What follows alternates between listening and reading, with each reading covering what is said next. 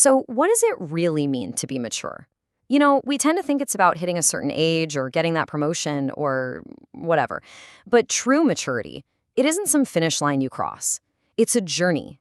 It's the whole process of building a solid, fulfilling life from the inside out. So, let's dive in and explore what these pillars of true maturity actually are.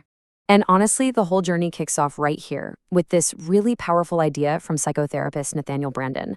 Before we even think about the external signs of maturity, we have to look inward, because the relationship you have with yourself, that's the blueprint for everything else in your life. Because that is the bedrock. That's the foundation of it all. Self-worth.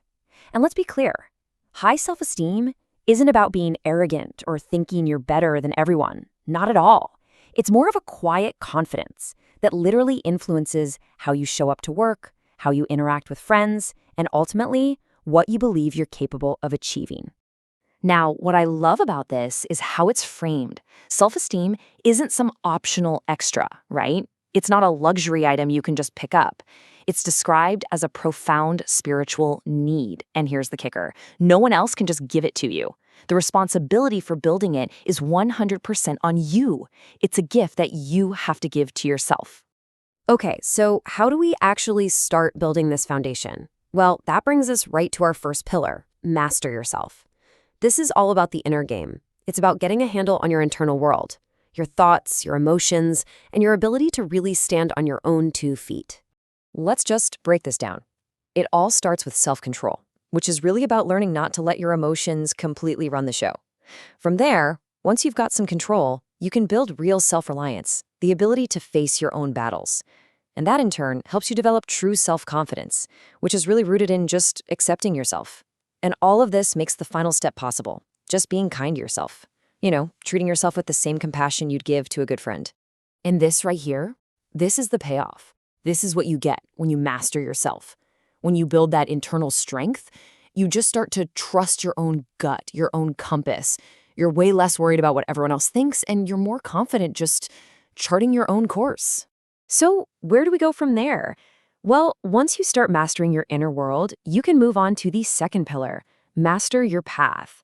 This is all about how you navigate your own personal journey through life and how you measure your own progress along the way. This slide just lays it out so clearly. It's a huge mindset shift. The immature mindset is always stuck complaining, constantly comparing itself to other people, and feeling that sting of envy when they succeed. But the mature mindset, it totally flips the script.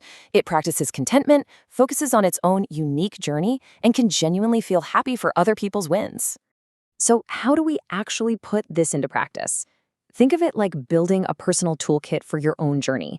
First, you set your own goals, not the ones society pressures you into. Then you find that balance between being grateful for what you have and working hard for what you want. You keep your strengths front and center, especially on tough days. And seriously, you have to remember to celebrate your progress and reward yourself. It's an active, ongoing thing. And this brings us to our third and final pillar, master your world. This is where all that internal work we've been doing starts to show on the outside, in how we deal with the world and all the people in it. Mastering your world really means developing acceptance. Understanding you can't control the waves, but you can learn to surf. It means being open-minded enough to see feedback as a tool, not an attack. It's about consciously choosing to surround yourself with positive energy, and just as important, choosing to be that source of kindness for others. I really want to pause on this point about being open-minded because it is so important. A mature person doesn't hear constructive criticism and immediately get defensive. They see it as a gift, an opportunity to learn, to own a mistake, and to actually get better. If you can get that down, it is an absolute game changer for your personal growth. And this brings us completely full circle. Mastering your world starts with accepting the world, right? And that acceptance has to include yourself, being at ease with who you are right now, not some perfect, idealized version you're chasing. That connects everything right back to that foundation of self-worth we started with. So let's end with this thought. This whole journey, it's not about being perfect. Nobody's perfect. The real challenge is to be whole. It's about integrating all of these pillars into your life.